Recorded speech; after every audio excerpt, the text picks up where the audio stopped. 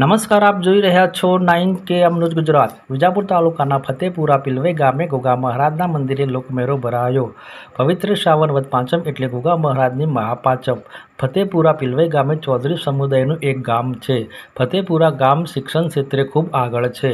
ગામના વડીલોએ જણાવ્યા મુજબ ગામમાં દરેક ઘરમાંથી એક શિક્ષક છે, તેમજ દરેક પરિવારમાંથી સરકારી નોકરી ક્ષેત્રે આગવું સ્થાન ધરાવે છે। ગામમાં કોઈપણ ધાર્મિક કે સામાજિક કાર્યમાં સાથે મળી એકતા રૂપે કાર્ય કરવામાં આવે છે।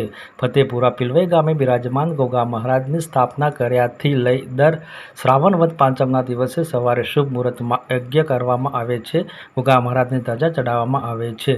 રાત્રિએ ભવ્ય રાસ ગરબા તેમજ લોક ડાયરાનું પણ આયોજન કરવામાં આવે છે। ગોગા મહારાજના ખૂબ પરચા પણ આપેલા છે અને અહીં ગોગા મહારાજના દર્શન માત્રથી હર મનોકામના પૂરી થાય છે। વિશેષ રિપોર્ટ મુકેશસિંહ, વિજાપુરથી। મારું નામ જીવણભાઈ જોઈતારામ ચૌધરી છે। હું ફતેપુરા પિલવેનો વતની છું અને અમારા અહીંયા ગામમાં ગોગા મહારાજનું ધામ છે, જોગણીમાનું બી ધામ છે અને રામદેવપીરનું પણ મંદિર આવેલું છે। હવે અમારું જે આ મહારાજ ગોગા મહારાજનું જે ધામ છે ત્યાં અમારે 10 નાગપંચમે મોટો મેળો થાય છે। ત્યાં પછી આવો કોઈ પ્રસંગ પણ રાખીએ છીએ। દર વર્ષે અમે આવો પ્રસંગ રાખીએ છીએ અને એ પ્રસંગમાં અમે આવી રીતે સામૂહિક કામ જમી શકે, અમારી એકતા અને પ્રબળતા જળવાય એ રીતે આખા ગામના લોકોને ભેગા થઈ અને બધા અમે સાથે મળી કોઈ હવનનો પ્રોગ્રામ હોય તો હવન કરાવીએ અથવા તો સાથે મળી અને ગરબાનો પ્રોગ્રામ તો ગરબા કરાવીએ અને સાથે મળી બધા સાથે રહીએ છીએ।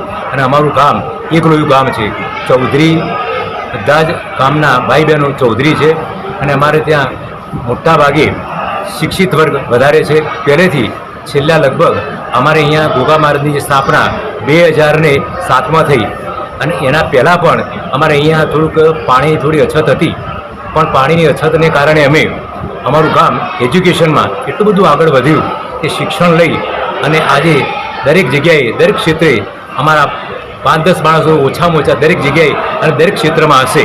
બીજું કે વ્યાપારી વર્ગ કરતાં અમારે ત્યાં શિક્ષિત વર્ગમાં શિક્ષક ભાઈ બહેનો વધારે છે।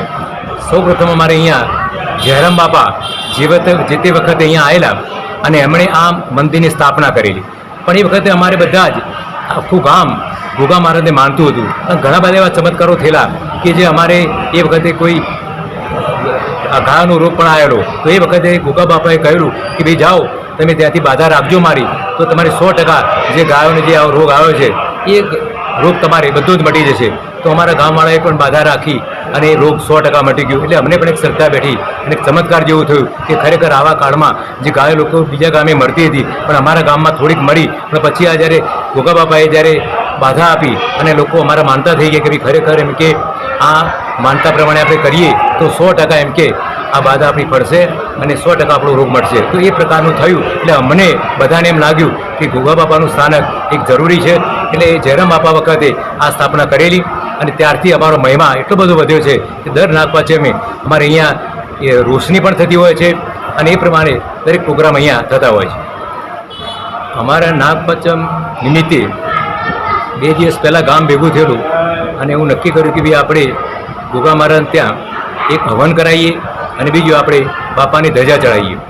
તો નાગપંચમના દિવસે આજે ચૌધરી ગોવિંદભાઈ કાળાભાઈ તરફથી એ હવનનો પ્રોગ્રામ રાખેલો હતો અને બીજું કે 12:39 એ કાંતિભાઈ જોઈતાભાઈ ગરબાભાઈ તરફથી ધજાનો પ્રોગ્રામ એટલે ધજા ફરકા માટેનો એક પ્રોગ્રામ એ રાખેલો હતો અને એના પછી આખું ગામ એ શાંતિથી જમે એવી રીતે બપોરે એ અમારી આ વાડીમાં વ્યવસ્થા કરી હતી અને રાત્રે લોકો લોકસંગીત અને ગીત ગાઈ શકે અને ગરબાઓ ગાઈ શકે એટલા માટે અમે બહારથી કલાકારો બોલાવી અને રાત્રે અમારે આ લોક સાહિત્યનો ડાયરો પણ